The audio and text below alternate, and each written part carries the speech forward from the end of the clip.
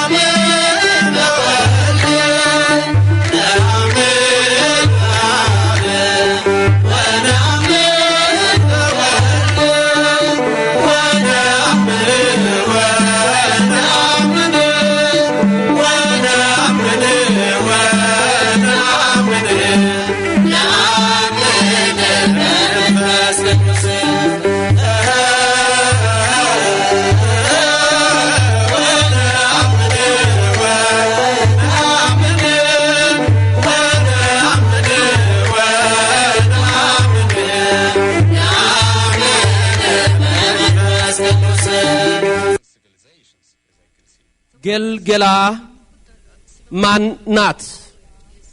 ዛሬ የምናገረው ስለ ጌልጌላ ነው። ጌልጌላ ከኢያሪኮ መንደር በ2 ማይል ርቀት ላይ የምትገኝ ስፍራ ናት። ጌልጌላ እስራኤላውያን በኢያሱ መሪነት ዮርዳኖስን ተሻግረው የሰፈሩባት መንደር ናት ጌልጌላ። በዚህ በጌልጌላ የተደረገ ድንቅ ነገር አለ። ያ ሁሉ ምሳሌ ነው። ምስጢር የሚገልጥ እግዚአብሔር ለሁላችንም ምስጢሩን ይግለጽልን። የታሪካችን የትምህርታችን እነሆ መነሻው ኢያሱ የጻፈው መጽሐፈ ኢያሱ ወልደ ነዌ ምዕራፍ 5 ይሆናል። ኢያሱ 5 ይሆናል። መጽሐፈ ኢያሱ ምዕራፍ 5 ስለ ጌልጌላ ይናገራል። በጌልገላም ስላደረገው እግዚአብሔር ይመሰክራል። እንዲህም ሆነ ይላል መጽሐፈ ኢያሱ ወልደ ነዌ ምዕራፍ 5 ሲጀምር እንዲህ ሆነ ይላል። እንዲህም ሆነ በዮርዳኖስ ማዶ በምዕራብ በኩል የነበሩት የአሞራውያን ነገስታት ሁሉ በባህሩም አጠገብ የነበሩ የከነዓናውያን ነገስት ሁሉ እግዚአብሔር ከእስራኤል ልጆች ፊት የዮርዳኖስን ውሃ እስኪሻገሩት ድረስ እንዳደረቀ በሰሙ ጊዜ ልባቸው ቀለጠ። ከእስራኤልም ልጆች የተነሳ ነፍስ ከዚያ ወዲያ አልቀረላቸውም። ተመልከቱ፣ አሁን ሲጀምር ይሄን ታሪክ ትሰማላችሁ። ይህ የሆነው ኢያሱ በጌልገላ በሰፈረበት ጊዜ ነው። የአሞራውያን ነገስታት ታወኩ። እነሆ በወንዙ ዳርቻ ላይም ያሉ ከነዓናውያን ተጨነቁ። እንዲህም ሆነ በዮርዳኖስ ማዶ በምዕራብ በኩል የነበሩት የአሞራውያን ነገስታት ሁሉ በባህሩም አጠገብ የነበሩት የከነዓናውያን ነገስት ሁሉ እግዚአብሔር ከእስራኤል ልጆች ፊት ዮርዳኖስን ውሃ እንዲሻገሩት እነሆ እስኪሻገሩት ድረስ እንዳደረቀ በሰሙ ጊዜ ልባቸው ቀለጠ። ከእስራኤልም ልጆች የተነሳ ነፍስ ከዛ ወዲያ አልቀረላቸውም ይላል። ተመልከቱ፣ በዚህ ሰዓት ወደ 6 መንግስታት ተጨነቁ። ያ ከግብጽ በወጣው ህዝብ ምክንያት እነሆ ተጨንቀዋል። ኢያሱ በሚመራው ህዝብ ምክንያት ተጨንቀዋል። ያስጨነቃቸው ምንድነው? እግዚአብሔር አምላክ የሚሰራው ተአምር ያስጨንቃቸው ነበር። በአሞራውያን ነገስታትና በከነዓናውያን መካከል ያለው አምላክ ምንም እየሰራ አይደለም። በርካታ አማልክትን ቢያመልኩም እንኳን በዚህ ሰዓት ታዋቂው የአሞራውያንና የከነዓናውያን ጣዖት በአሊም የተባለው ነው። በአሊም እንኳን እነሆ ወንዝ ሊከፍል ቀርቶ አንዲት ጠብታ ውሃ መስጠት አይችልም። ጣዖት ነው፣ ከንቱ ነው። ስለዚህ በእስራኤላውያን ዘንድ ደግሞ ያለው እግዚአብሔር ነውና ያ እግዚአብሔር ደግሞ ግሩም የሆኑ ድንቅ ተአምራትን ለእስራኤላውያን ያደርግላቸው ነበርና እነዚያ የአሞራውያን ነገስታት፣ እነዛ በወንዙ ዳር ያሉት የከነዓናውያን ሁሉ አሕዛብ ደነገጡ፣ ልባቸው ቀለጠ። እግዚአብሔር ለእስራኤል ካደረገው እየተነሳ ነፍስ እንኳን አልቀረላቸውም ይላል። ምን ያህል እንደደነገጡ አያችሁ? ነፍስ እንኳን አልቀረላቸውም። የአሞራውያን ነገስታት ወደ 5 ናቸው። የከነዓናውያን ንጉስ አለ። እነዚህ አጠቃላይ እግዚአብሔር ከሚያደርገው የተነሳ ታወኩ፣ ደነገጡ። አሁን እዚህ ጋር ስትሰሙ እነዚህን ሰዎች ያስጨንቃቸው እግዚአብሔር ለእስራኤል ምን አደረገ ነበር ያለው? ዮርዳኖስን ከፈለ።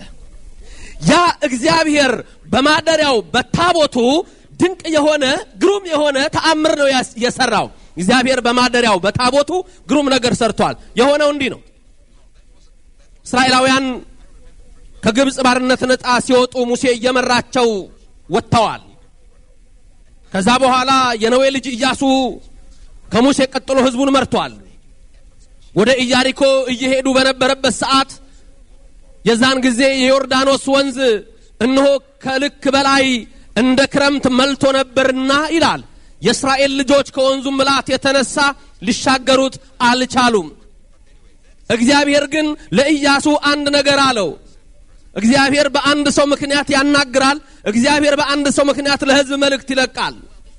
በትንሹ ብላቴና በሳሙኤል ነበረ እነሆ ለካህናቱና ለህዝቡ መልእክቱን የላከ እግዚአብሔር። በሙሴ አማካኝነት ነበረ ለእስራኤል የላከ። አሁንም በኢያሱ አማካኝነት እግዚአብሔር ምን አለ? ኢያሱ ይህንን ህዝብ ወደ ተስፋይቱ አገር ማርና ወተት ወደምታፈሰው ከነዓን የምታገባ አንተ ነህና እነሆ እግዚአብሔር ከሙሴ ጋር እንደነበርኩ ካንተ ጋር ሆናለሁና ዮርዳኖስ በመደርስበት ሰዓት እነሆ ካህናቱ ማደሪያ የሆነውን ታቦቱን እንዲሸከሙ እንዲያከብሩ አድርግ። ታቦቱን ተሸክመው ወደ ዮርዳኖስ ወንዝ ይግቡ። የካህናቱ እግር የዮርዳኖስን ወንዝ ሲነካ የዛን ጊዜ ዮርዳኖስ እነሆ ወደ ግራና ወደ ቀኝ ይከፈልላችኋል እስራኤልን ሁሉ በዛው ታሻግራለህ ህዝቡ እስከሚወጡ ጊዜ ድረስ ግን ታቦቱን የተሸከሙት ካህናት እንዳይንቀሳቀሱ አለው ኢያሱም እነሆኛ አምላኬ ሆይ አደርጋለሁ አለ ካህናቱን ጠራ ታቦቱን ተሸከሙ ህዝቡ ተሰብስበዋል እነሆ ከግማሽ ሚሊዮን ህዝብ በላይ ነው ወደ ዮርዳኖስ ቀረበ ካህናቱ ገቡ እግራቸው ወደ ዮርዳኖስ ሲደርስ ይላል የዮርዳኖስ ወንዝ እነሆ ወንዝ ተከፈለ አንዱም ወደ ሌላ ሌላውም ወደ ሌላ ስፍራ ሆነ እግዚአብሔር አምላክ ድንቅ ነገር አደረገ ታቦቱን የተሸከሙት ካህናት በህዝቡ ሁሉ ፊት ሄዱ ነበር እንደ መከር ወራት ዮርዳኖስ እጅግ መልቶ ነበርና ታቦት ተሸካሚዎች ወደ ዮርዳኖስ ሲደርሱ ታቦቱን የተሸከሙት የካህናቱ እግሮች በውሃው ዳር ሲጠልቁ ይላል መጽሐፈ ኢያሱ ወልደ ነዌ ምዕራፍ 3 ቁጥር 16 መጽሐፈ ኢያሱ ወልደ ነዌ ምዕራፍ 3 ቁጥር 16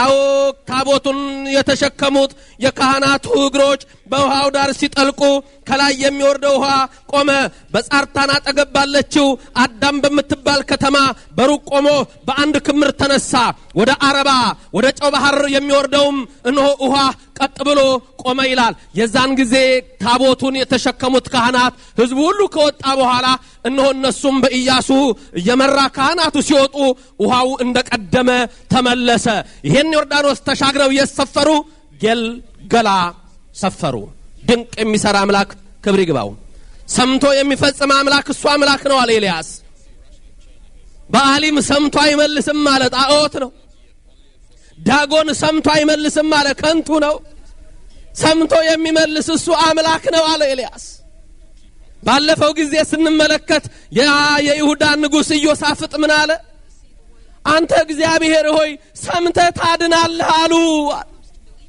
ሰምቶ መልስ ይሰጣል ለልመና ጆሮው ክፍት ነው ለመስጠት እጁ ሰፊ ነው እግዚአብሔር የተጨነቁትን ያያል ባህር ብንገባ እንደ ዮናስ ያየናል በብረት ቀፎ ውስጥ ብንሆን እንደ ምናሴ ያየናል እግዚአብሔር በቤታችን ባዶአችንን ሆነን ብንቀመጥ ያየናል ለስራፕታ ምስኪን ሴት ነብዩ ኤልያስን እንደላከ እግዚአብሔር የተጨነቁትን ይሰማል የተቸገሩትን ሁሉ ያያል አንተ ልመናዬን ሰምተሃልና አመሰግንሃለሁ አለ እግዚአብሔር ድንቅ አምላክ ነው እግዚአብሔር ግሩም አምላክ ነው ዳዊትም እንዲሁ ነው ያለው በልዎ ለእግዚአብሔር ግሩም ግብርከ እግዚአብሔርን እንዲህ በሉት ስራ ግሩም ነው ተናገሩ እግዚአብሔርን እንዲህ በሉት እግዚአብሔርን እንዲህ በሉት ስራ ግሩም ነው ካላችሁ ግሩም የሆነውን ነገር ይስራ ካላላችሁ መጀመሪያ እንድትሉ ያርጋችሁ ይሄም ማለት በጸሎት ነው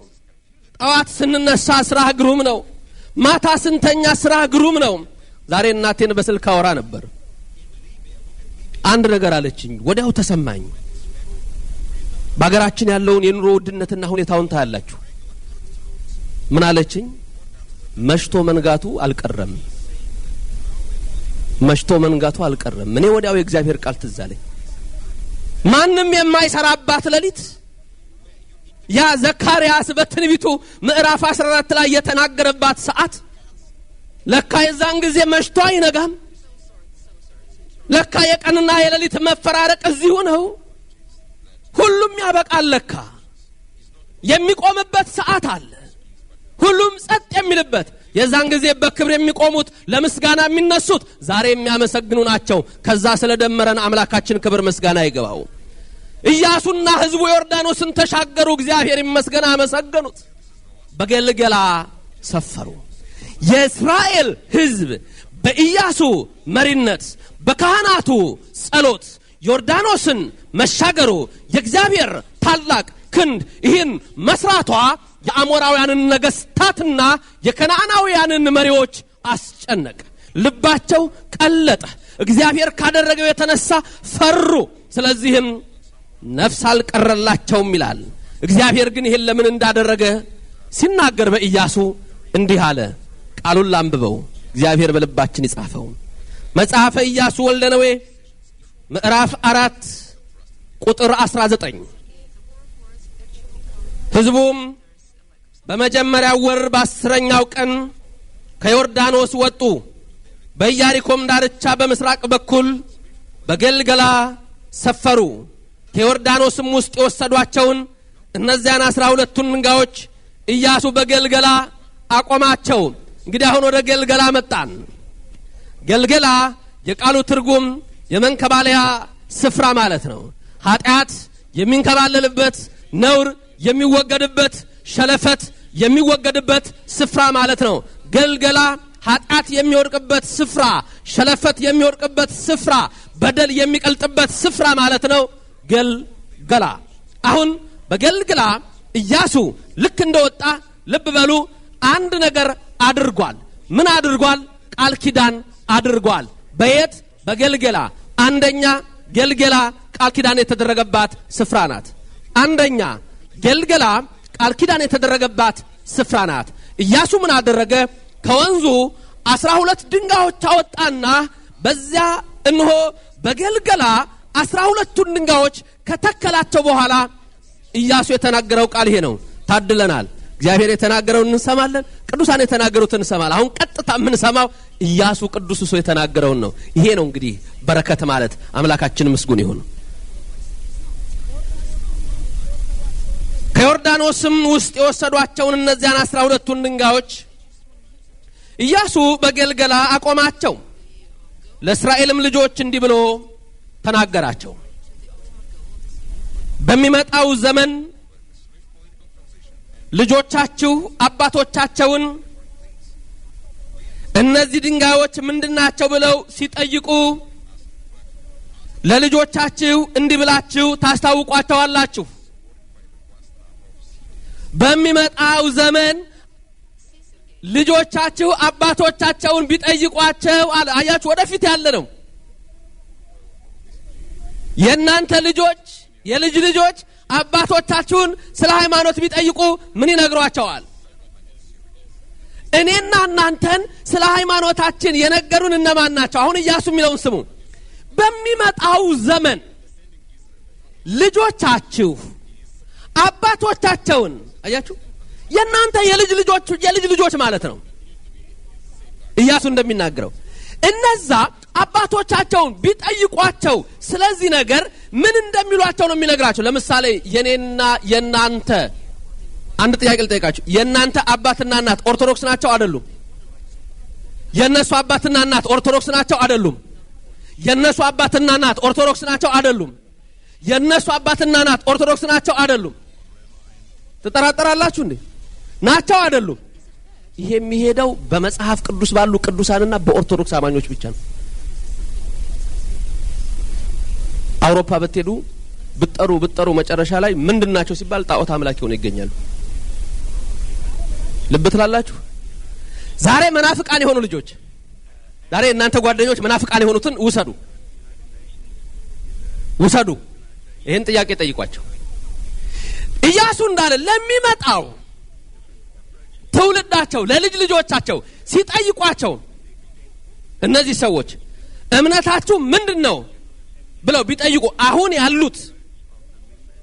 ያሉት ከኦርቶዶክስ ውጭ ያሉት ሰዎች እምነታችሁ ምንድነው ተብለው የልጅ ልጆቻቸው ቢጠይቁ፣ ለምሳሌ የልጅ ልጆችን እንውሰድ። አባታቸውን ይጠይቃሉ። አሁን ያለው ሰው ልጅ ወለደ፣ ልጅ ወለደ። ያ የልጅ ልጅ አባቱን ጠየቀ። አያቴ እምነቱ ምንድነው አለ። አንተ ምንድነው ሲለው ወልዶታል፣ እኔ እንዲህ ነኝ ይላል። ተመልከቱ። አያቱንም ሲጠይቅ ምንድነው እምነትህ ይለዋል። እንደ አባቱ ይሄ ነው ይላል። ወደ ቅድመ አያቱ ቢመጣ ግን ምን ያገኛል? ኦርቶዶክስን ያገኛል። ገባችሁ? እምላችሁ ነገር ገብቷችኋል? አሁን መናፍቃን የሆኑ ሰዎች ስለ አባቶቻቸው ልጆቻቸው ይጠይቋቸው ምንድነው እምነታቸው? ኦርቶዶክስ። የዛኛው አባት ምንድነው? ኦርቶዶክስ። የዛኛው አባት ምንድነው? ኦርቶዶክስ። አሁን ግን እዚህ ትውልድ ላይ ያለው አቁሞታል። አያችሁ? እኔ እናንተ ግን አባታችን ኦርቶዶክስ፣ ቅድመ አያታችን ኦርቶዶክስ፣ የቅድመ አያታችን ቅድመ አያት ኦርቶዶክስ፣ የዛሬ 100 ዓመት ብንወስድ ኦርቶዶክስ፣ የዛሬ 200 ዓመት ብንወስድ ኦርቶዶክስ። ይሄ ነው በመጽሐፍ ቅዱስ ውስጥ የምታዩት አይደል? እነሱ ግን አባቴ ኦርቶዶክስ ነው ብሎ አሁን ይናገራል እንጂ እሱ ኦርቶዶክስ አይደለም። የልጅ ልጁ መጥቶ ሲጠይቀው ስለሱ አባት ኦርቶዶክስ ነው፣ እሱ ግን ኦርቶዶክስ አይደለም። ለዚህ ነው በመጽሐፍ ቅዱስ የአባቶች ቃል ተከብሮ አንዲት ሃይማኖት ስላለ ተጠብቃ የምትመጣው። ኢያሱ በገልገላ ምን አደረገ? ቃል ኪዳን። የማንን? የእግዚአብሔርን እምነት። እንዴት ሆነ? 12 ድንጋዮች ወሰደና ተከለ ከዛ በኋላ ምን አለ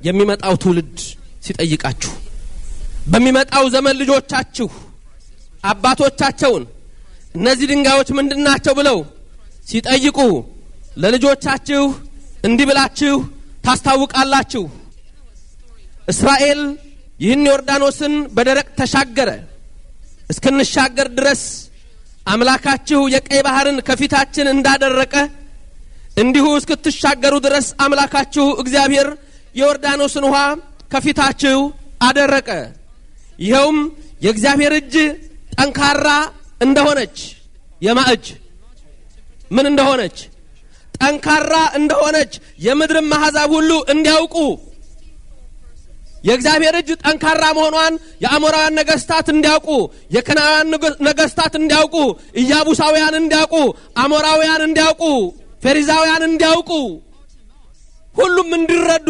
የእግዚአብሔር እጅ ጠንካራ እንደሆነች የምድር አህዛብ ሁሉ እንዲያውቁ አምላካችሁንም እግዚአብሔርን ለዘላለሙ እንድትፈሩ ነው አሁን እናንተ የምትናገሩት ቃል አለ ይሄውም የእግዚአብሔር እጅ ጠንካራ እንደሆነች የምድር አህዛብ ሁሉ እንዲያውቁ አምላካችሁንም እግዚአብሔርን ለዘላለሙ እንድትፈሩ ነው ሁለት ነው ነጥቡ አህዛብ እንዲፈሩ እግዚአብሔር ይህን እንዳደረገ እንዲያውቁ እናንተም ብትሆኑ ፈርታችሁ እንድትኖሩ እግዚአብሔር ማለት አምናችሁ እንድትኖሩ አህዛብ ካላመኑ እየተንቀጠቀጡ ይኖራሉ ካመኑ እግዚአብሔር ልጁ ያደርጋል እግዚአብሔር ሁሉንም ልጁ ያደርግ ዘንድ ነው የመጣው ክብር ምስጋና ይግባው ምርጫ የለውም ግሪካዊ የለም አይሁዳዊ የለም ነው የሚለው ቃሉ ኃጢአተኛ የለም ጻድቅ የለም እንደውም ኃጢአተኛውን ልጠራው መጥቻለሁ አለ የሁላችን አባትና እረኛ ኢየሱስ ክርስቶስ ለዘላለም ለስም አጠራሩ ክብር ምስጋና ይግባው ስለዚህ አህዛብ የእግዚአብሔር እጅ ጠንካራ እንደሆነች እንዲያውቁ እናንተም አምላካችሁን ፈርታችሁ እንድትኖሩ ይሆነ አለ የት ገልገላ በገልገላ እግዚአብሔር ይሄን ሰራ ገልገላ ማናት ገልገላ ቤተክርስቲያን ነች እንግዲህ የገልገላ ምሳሌ ይሄ ነው ገልገላ ቤተክርስቲያን ነች በቤተክርስቲያን ሁሉ ጊዜ የሚደረገው ሥርዓት አንደኛ ሌሎች ይጠራል የሚመጡ ከሆነ አለዛም ደግሞ ባሉበት ይደነግጣሉ ነፍስም አይቀርላቸውም ለምን በቤተክርስቲያን ክርስቶስ የሰራው ድንቅ ነገር ነው ይደነግጣሉ የተባሉቱ እነሆ አጋንንት ናቸው የጣዖት እነሆ አምልኮትን በውስጣቸው ጨምሮ የአሞራውያን ነገስታት እንደታወቁ የሚጨነቁ የአጋንንት ሰራዊት ናቸው በቤተክርስቲያን በሚሰጠው ትምህርት በሚደረገው ሥርዓት ይደነግጣሉ በተአምሩ ይደነግጣሉ ገልገላ ቤተክርስቲያን ስላችሁ አንደኛ ከአባቶች ጀምሮ የሚመጣው ነገር የሚነገርባት ናት ገልገላ ቤተክርስቲያን ምስክር አለ እዛ ውስጥ ምንድነው ምስክሩ አሁን ኢያሱ ምን አደረገ ምስክር አቆመ ይላል ምን ምስክር አቆመ ከዮርዳኖስ ወንዝ ስንት ድንጋይ አወጣ አልሰማችሁም እንዴ ካልሰማችሁ 17 ማለት ትችላላችሁ እንደራደራለን ስንት ድንጋዮች አወጣ 12 አወጣና በገልገላ ተከላቸው ከዛ ምን አለ ይሄ ምንድነው አለ ምስክር ነው አለ ይሄ ምስክር ነው አለ ይህቺ ቤተክርስቲያን ናት እንዴት ቤተክርስቲያን ሆነች ክርስቶስ ቤተክርስቲያንን ሲመሰርታት ልብ በሉ ከብሉይ በመጣው ሥርዓት ወደ አዲስ ኪዳን ፈጸመ ብሉይ ኪዳን ወይም ደግሞ ቤተ ኦሪት ቤተ እስራኤል የተመሰረተችው በ12 ነገር ነው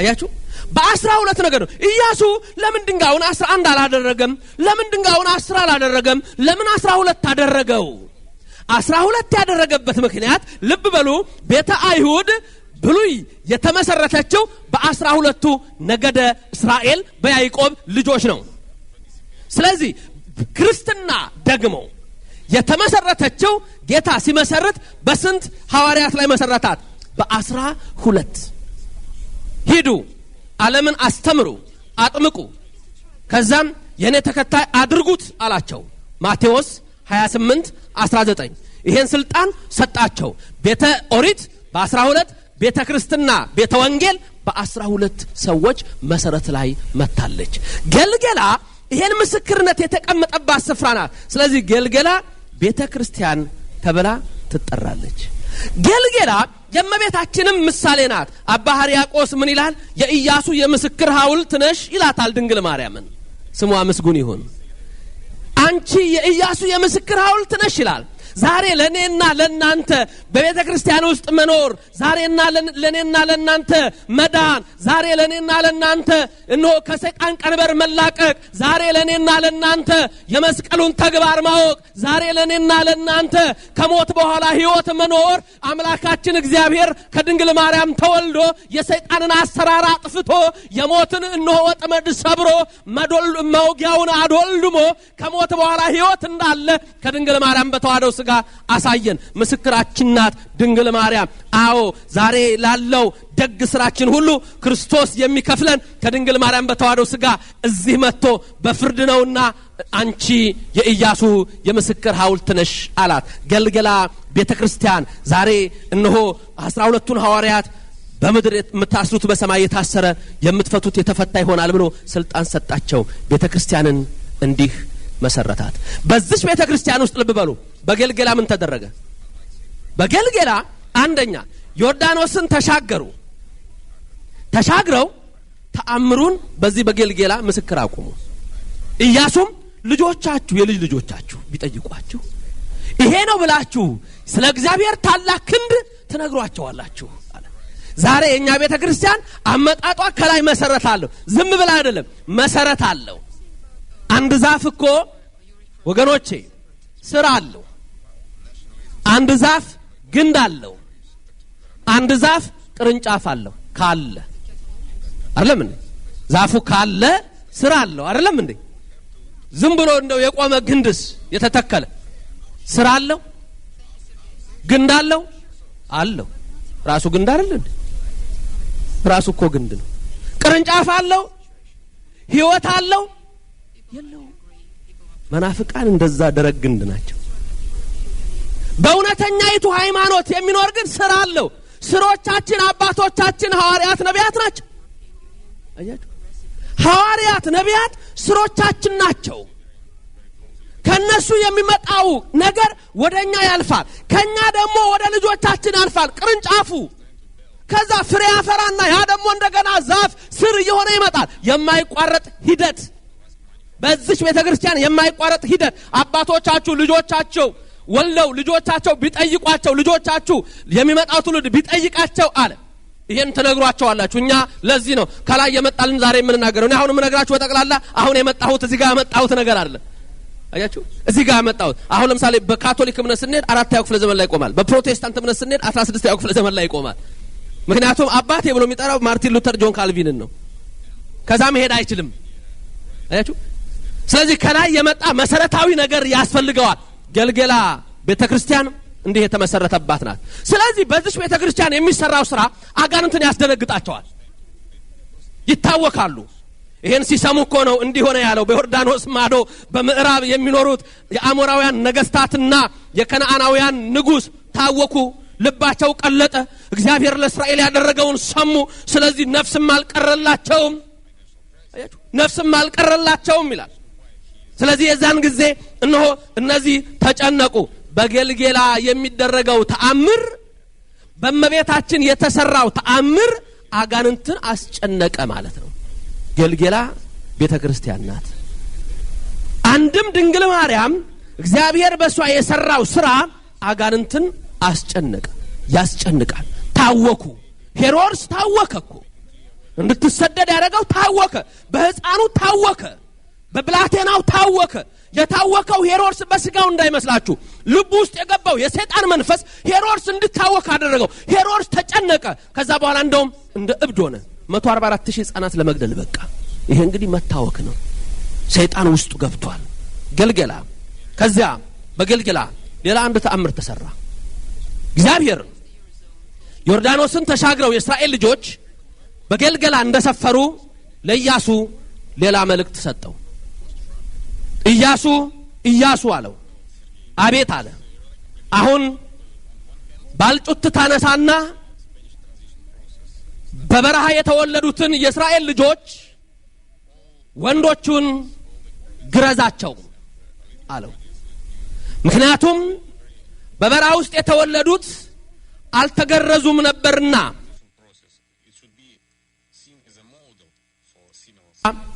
ገረዛቸው ይላል። እንዲህ ይላል ቃሉ። በዚያም ጊዜም እግዚአብሔር ኢያሱን የባልጩት መቁረጫ ሰርተህ የእስራኤል ልጆች ሁለተኛ ጊዜ ገረዛቸው አለው።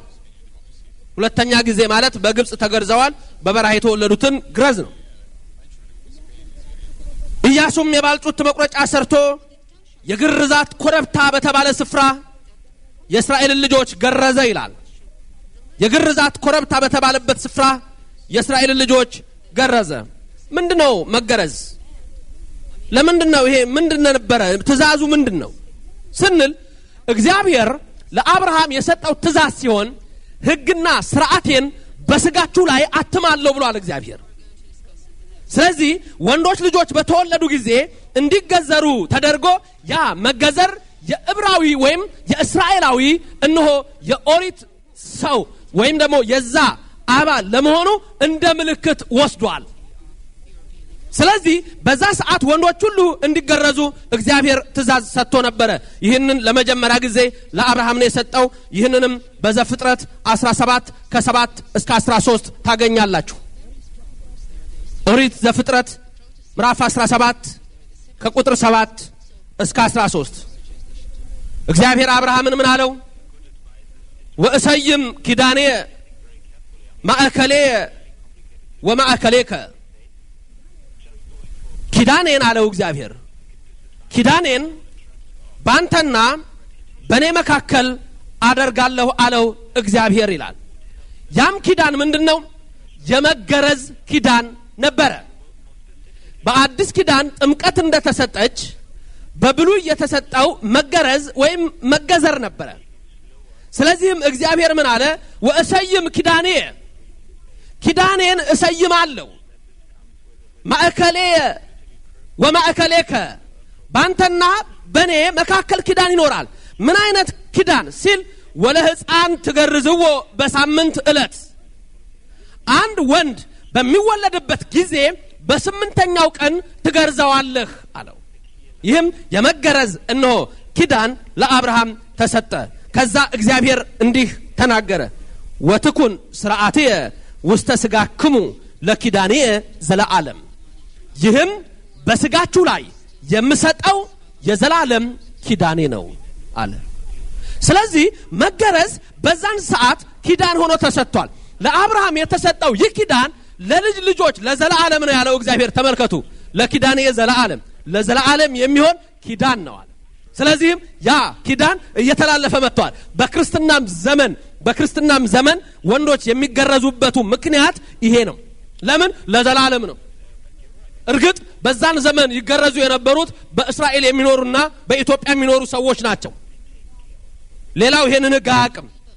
አንዳንዱም በተለያየ ምክንያት ይህንን ያደርገዋል። በሃይማኖታዊ መስመር ግን ያደርጉ የነበሩት እስራኤልና ኢትዮጵያ ናቸው።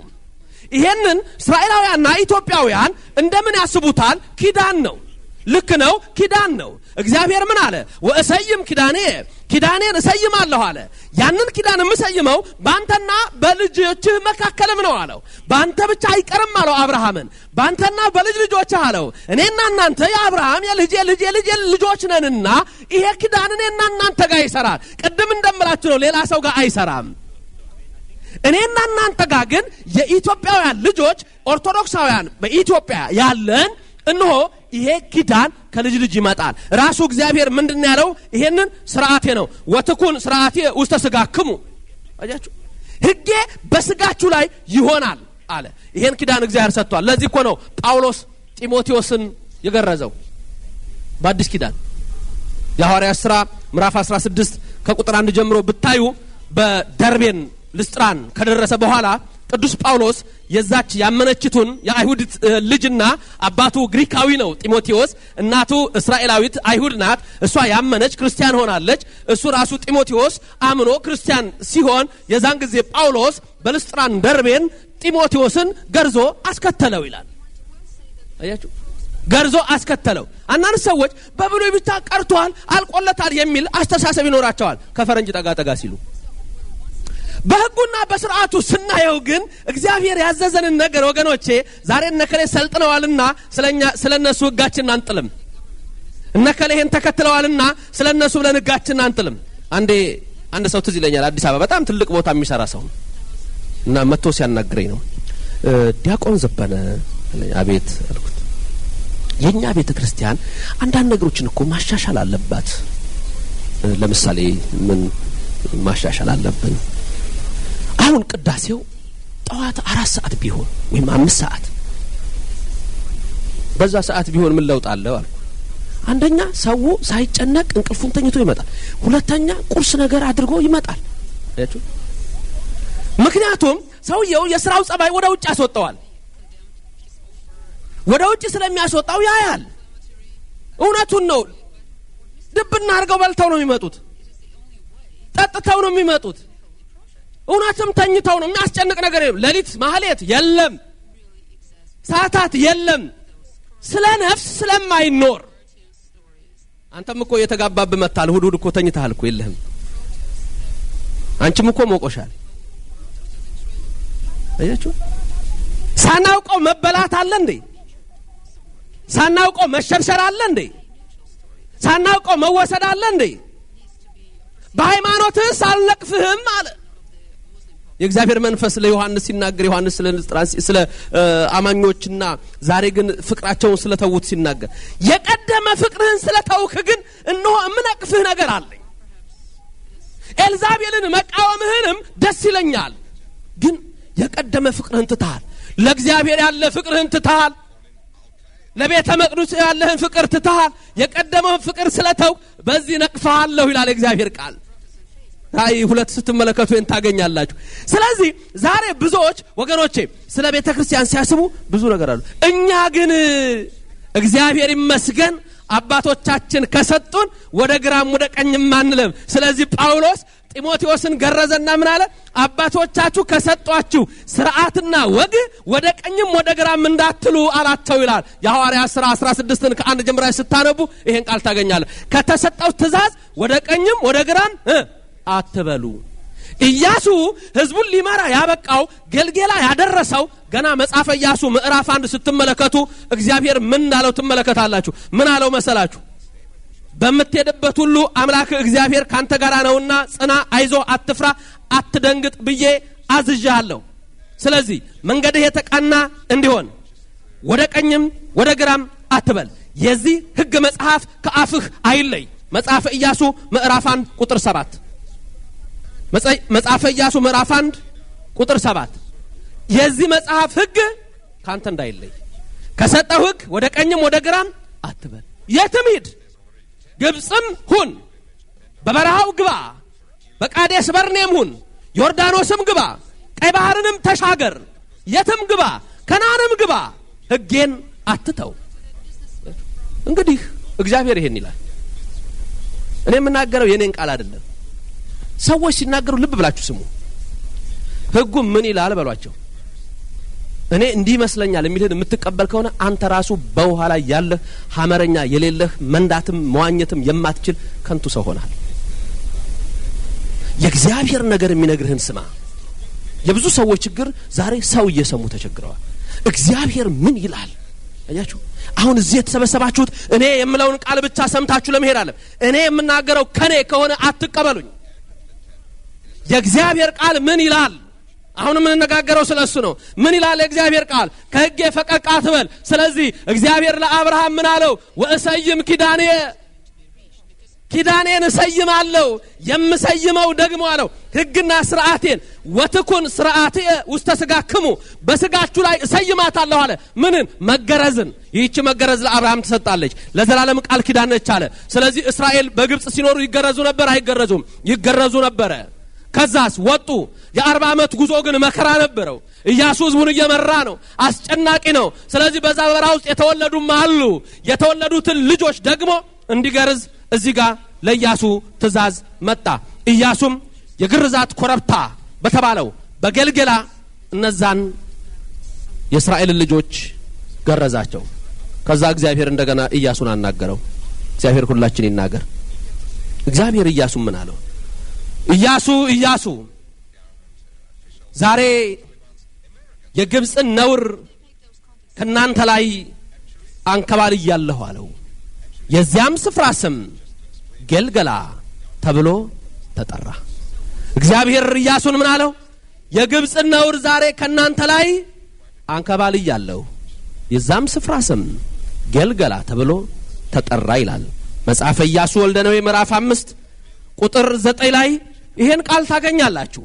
እግዚአብሔርም ኢያሱን ዛሬ የግብጽን ነውር ከናንተ ላይ አንከባልያለሁ አለው። ስለዚህ የዚያ ስፍራ ስም እስከ ዛሬ ድረስ ጌልገላ ተብሎ ተጠራ ይላል። እግዚአብሔር ክብር ምስጋና ይግባው። የጌልገላን ማንነት አወቃችሁ? የግብጽን ነውር ካንተ ላይ አንከባልያለሁ። ጌልገላ የግብጽ ነውር ከኛ ላይ የሚንከባለልባት ስፍራ ናት። ጌልገላ ቤተክርስቲያን። ወደ ቤተክርስቲያን ስንመጣ የሥጋ ሸለፈት ሳይሆን የልቡና ሸለፈት ይወገዳል። አያችሁ? የሥጋ ሸለፈት በጌልገላ እንደተወገደ በኢያሱ ባልጩት አሁን ወደ መቅደስ ስንገባ በካህናቱ ሰይፍ እግዚአብሔር ይፍታ በሚለው ሰይፍ በቅዱሳኑ ቃል የልቡና ሸለፈት ይወገዳል። የልቡና ሸለፈት የተባለው ኃጢአት፣ በደል፣ ቂም፣ በቀል ውስጣችን የሚታጀበው ዓለማዊ አስተሳሰብ ነው። ያ ይወገዳል። ያም የግብጽ ነውር ተብሎ ተጠርቷል። የግብጽ ነውር መግደል ነው። የግብጽ ነውር ደም ማፍሰስ ነው። የግብጽ ነውር እግዚአብሔር ማን ነው ማለት ነው። የግብጽ ነውር ቅዱሳንን መናቅ ነው። የግብጽ ነውር ካህኑ አሮንን መቃወም ነው። ይሄንን ካንተ አስወግጃለሁ አለው ይላል። ምስጢር ነው። በቤተክርስቲያን ጌልገላ ዛሬ ክርስቲያኖች ሲመጡ ኃጢአትና በደላቸው ከነሱ እንደሚወገድ ያቺ ጌልገላ የመንከባለያ ስፍራ በግርዛት ኮረብታ ላይ ተራራ ናት። ቤተክርስቲያን ተራራ ናት። በዛች ተራራ ላይ ስንወጣ ሁሉን ነገር ግልጽ እናያለን። በዛም ሸለፈት ይወገዳል፣ ኃጢአት ይወገዳል። በንስሐ ሕይወት ተቀድሰን ወደ ቤታችን እንገባለን። ይህን ጸጋ የሰጠን እግዚአብሔር ክብር ምስጋና ይግባው። የግብጽ ነውር መግደል ነው ብያችኋል። ፈርዖን ያወጣው ትእዛዝ ትዝ ይላችኋል። አዋላይ ሴቶችን ሾሞ ወንድ ሲወለድ ግደሉት። አይገርምም? ይሄን ትእዛዝ ነበር ያወጣው። በኦሪት ዘጸአት ምዕራፍ 1 ቁጥር 16 ስትመለከቱ የመግደል አዋጅ ግደሉት አለ። ግደሉት፣ ወንድ ሲወለድ ግደሉ። ደም ማፍሰስ የግብጽ ነውር ይሄ ነው። ዛሬ ክርስቲያን አይገልም፣ ይገደል ይሆናል። አይገልም። ሃይማኖታችን ግደሉ አይልም። ሃይማኖታችን የሚመጣብንን በትዕግስት መቀበል። ብዙ ጊዜ ሰይጣን በተለያየ መንገድ ሊመጣ ይችላል። አንዱ መንገዳችን ግን ምንድነው? መስቀላችን ነው። ፊት ላይ በመታማትብበት ሰዓት ሰይጣን ሲጨነቅ ታያለ። እኔ ብዙ አጋጥሞኛል። በትላንትናው ዕለት እንኳን አጋጥሞኛል። ሳልናገር ሰው ሲናገር አንድ ነገር አደረገ። ሰይጣን ሲጮህ አየሁ። ቃል ሳይወጣ ይታወካል፣ ይጨነቃል። ሰይጣን ቤተክርስቲያን ውስጥ የሚሰራው ተአምር ያስደነግጠዋል። እዚህ ጋር እናንተ ምን ሰራው ተአምር ያስደነግጠዋል። እናንተ እኮ አሁን ዮርዳኖስን እየተሻገርን ነው። ታቦቱ አለ። የሚያስፈራንን ነገር እኮ እንሻገራለን ከእግዚአብሔር ጋር ስንሆን። በዚች ቦታ ላይ የምናገኘው በረከት ከቴሌቪዥን አናገኘውም። ሬዲዮናችን እሺ ጊዜ ብንከፍተው አናገኘውም። በዚች ቦታ ጧት የደስታ አስቀድስ እቤት ገብተ መጽሐፍን ስትገልጥ የዛን ጊዜ መንፈሳዊ በረከት ካንተ ጋር ይኖራል። ልብ በል። በመጸልይበት ጊዜ፣ በምትንበረከክበት፣ በምትቆምበት፣ እጅህን በምትዘረጋበት፣ በምታረጋት መንፈሳዊ ተግባር ሁሉ አሞራውያን ይታወካሉ። ከነዓናውያን ይጨነቃሉ። ለምን? በዛ ሰዓት ከኔና ከናንተ የሚወገደው ነገር ሁሉ ያስፈራቸዋል። ጣዖት ነው፣ ሰይጣን ነው። ሰይጣን እኔና እናንተ ከነበደላችን እንድንኖር ይፈልጋል። ሰይጣን እኔና እናንተ በጨለማ ውስጥ እንድንኖር ይፈልጋል። ክርስቶስ ብርሃን መጣና ብርሃን ሲያበራ ሰይጣን ታወከ። እግዚአብሔር አምላክ ክብር ምስጋና ይግባው። ጌልገላ የመንከባለያ ስፍራ የግብጽ ነውር የተወገደባት። የግብጽ ነውር ምንድነው? ሰውን ማስጨነቅ። ሰው ማስጨነቅ። ምን ያደረገው ፈርዖን? ሰራተኞቹን እስራኤል እኮ ሰራተኛ ሆኗል። እስራኤል እኮ ባሪያው ሆኗል። የሚያሰራቸውን ሰዎች አስጨነቀ ይላል። ስራ ያበዛ መከራ አብዝቶባቸው ስራቸውን እየጨመረ አስጨነቃቸው ይላል። ዛሬ እኔና እናንተ እንኳን እዚህ ምን እናስጨንቀው አይኖርም። ኢትዮጵያ ውስጥ ያሉ ሰራተኞች ቤታቸው እንዴት ነው የሚኖሩት? ኢትዮጵያ ውስጥ ያሉ ቤት ውስጥ ያሉ ሰራተኞች እንዴት ነው የሚኖሩት? እዛ ከነበራችሁ ያኔ ስትኖሩ ቤት ውስጥ ሰራተኞችን እንዴት ነው ያያችኋቸው? ወይስ ሰው ቤት ስታዩ ሰራተኞች ከሰው ተቆጥረዋል? ፈርዖን እኮ አስጨነቀ የሚለው እኮ ይሄንን አስጨነቃቸው፣ ሰራተኞቹን አስጨነቀ። ይሄ እግዚአብሔር ይጣላዋል። ለምን? ያችም ሰራተኛ እኮ ያም ሰራተኛ እነሆ ቤት ውስጥ በእግዚአብሔር አርአያና አምሳል እኮ ያለ ፍጡር ነው እኮ። የኑሮ ደረጃ እኮ ነው ያንን ያደረገው። ቤትም ስፍራ ሰውን አታስጨንቁ፣ ቤትም ስፍራ ሰውን አታስመርሩ። ያ የግብጽ ነውር ነው። ይሄንን መቼ ነው የምናውቀው? ስንመጣ ገልገላ በገልገላ ለካ የግብጽ ነውር ይሄ ነው እንላለን። ያንንም ከኔና ከናንተ ልቡናው ሲያወጣው የግብጽ ነውር ይንከባለላል። አምላካችን ክብር ምስጋና ይግባው። የመግደል ባህሪ ይወጣል። መግደል በመሳሪያ ብቻ እንዳይመስለን። ስለ ሰውየው የማይሆን ነገር ማውራት፣ ስለ ሰውየው የማይሆን ነገር ማውራት፣ ስለ ሴቲቱ የማይሆን ነገር ማውራት፣ ይሄ መግደል እኮ ነው። የሰውየውን ስብዕና እኮ ያጠፋ ነው። አያችሁ? ለናንተ በረከት ሊሆን ይችላል። የእግዚአብሔር ቃል ምን አለ? ከአፍ የሚወጣ አያረክስም። ከአፍ የሚወጣ ያረክሳል ነው? ወደ አፍ የሚገባ ያረክሳል? አቤት! ከአፍ የሚወጣ ያረክሳል፣ ወደ አፍ የሚገባ ያረክሳል? አያረክስም። ስለ ምግብ አይደለም። ከአፍ የሚወጣ የተባለው ሐሜት፣ ስድብ፣ ከንቱ ነገሮች፣ ኃጢአታዊ ንግግሮች ናቸው። ወደ አፍ የሚገባ አያረክስም የተባለ ባንተ ላይ ቢነገር ባንቺ ላይ ቢነገር አትረክስም ነው። ማስጨነቅ፣ መግደል ግብጻውያን ባህሪ ነው። ይሄን ባህሪ ነው እግዚአብሔር በኢያሱ እነሆ ያስወገደው። ሌላ ቅዱሳንን መጥላት ነው። ቅዱሳንን መቃወም ነው። እንዴት? እንደ ኢያኔስና እንደ ኢያንበሬስ። ኢያኔስና ኢያንበሬስ ሙሴንና አሮንን ይቃወሙ ነበር። ሙሴና አሮን ተአምር የሚሰሩት በማን ነው?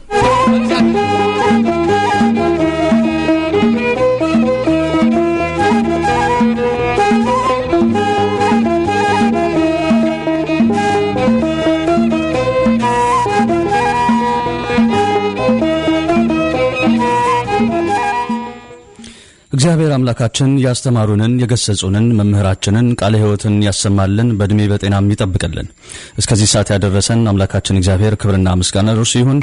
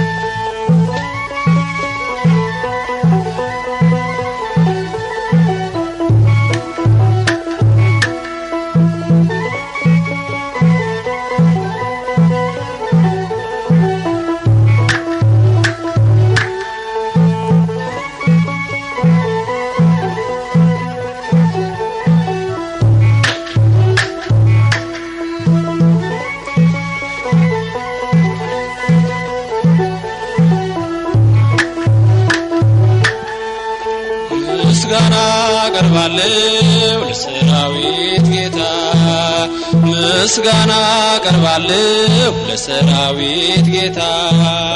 ጠብቆኛልና ጠዋትና ማታ፣ ጠብቆኛልና ከጧት እስከ ማታ።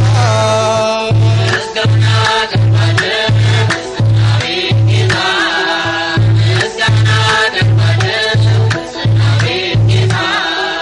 ጠብቆኛልና ከጧት እስከ ማታ፣ ጠብቆኛልና ከጧት እስከ ማታ።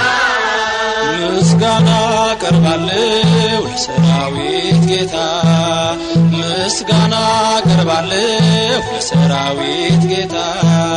ጠብቆኛልና ከጧት እስከ ማታ፣ ጠብቆኛልና ከጧት እስከ ማታ። ምስጋና ቀርባለሁ ለሰራዊት ጌታ፣ ምስጋና ቀርባለሁ ለሰራዊት ጌታ። ጠብቆኛልና ከጧት እስከ ማታ፣ ጠብቆኛልና ከጧት እስከ ማታ። ሰማዩን ለሠራ ምድርን ላነጻት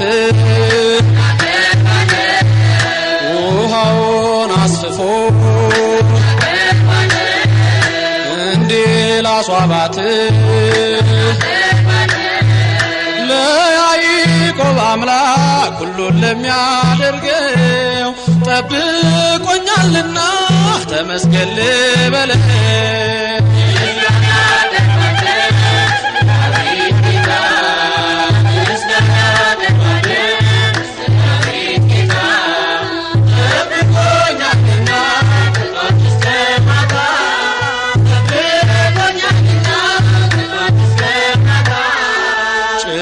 ብሎኝ ሳለ በስቃይ በህመም የሚያድነኝ ጠፍቶ ብቻዬን ስደክም አባቴ ሆይ ማረኝ ብዬ ስጠራው በእጁ ለዳሰሰኝ እዘምራለሁ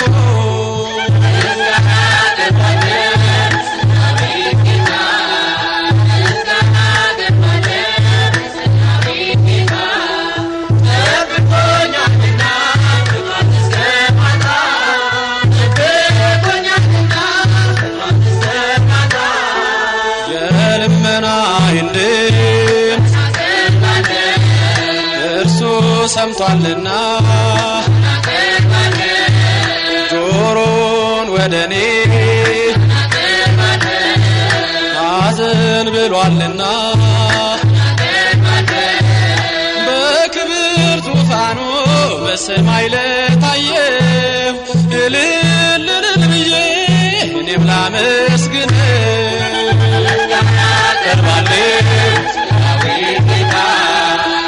ምስጋና ቀርባለሁ ሰራዊት ጌታ ጠብቆኛልና ከጧት እስከ ማታ ጠብቆኛልና ከጧት እስከ ማታ ምስጋና ቀርባለሁ ሰራዊት ጌታ ምስጋና ቀርባለሁ ሰራዊት ጌታ ጠብቆኛልና ከጧት እስከ ማታ ልመናዬን ስሚ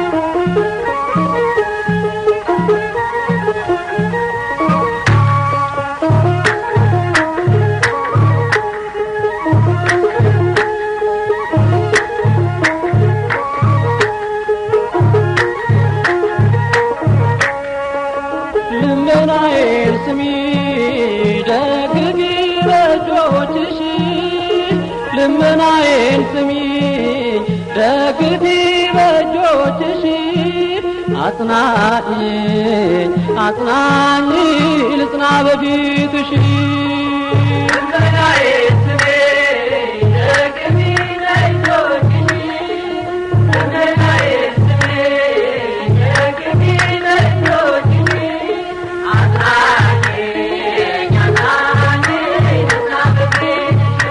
ልመናዬን ስሚ ደግፊ በእጆችሽ ልመናዬን ስሚ ደግፊ በእጆችሽ አጽናኝ አጽናኝ ልጽና በፊትሽ ልመናዬን ስሚ ደግፊ በእጆችሽ ልመናዬን ስሚ ደግፊ በእጆችሽ አጽናኝ አጽናኝ ልጽና በፊትሽ ልመናዬን ስሚ የቸርነቱ ልመናዬን ስሚ ንጽሕት ወይንዘሩ ልመናዬን ስሚ የፍኖተ ሎዛ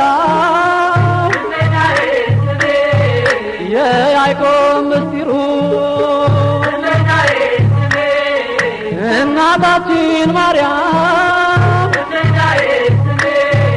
ድንቅ ነሽ ግሩም በአንቺ ተፈወሰ ቁስለኛው ናሆም ደግፊ በእጆችሽ ልመናዬን ስሚ ደግፊ በእጆችሽ አጽናኝ አጽናኝ ልጽና በፊትሽ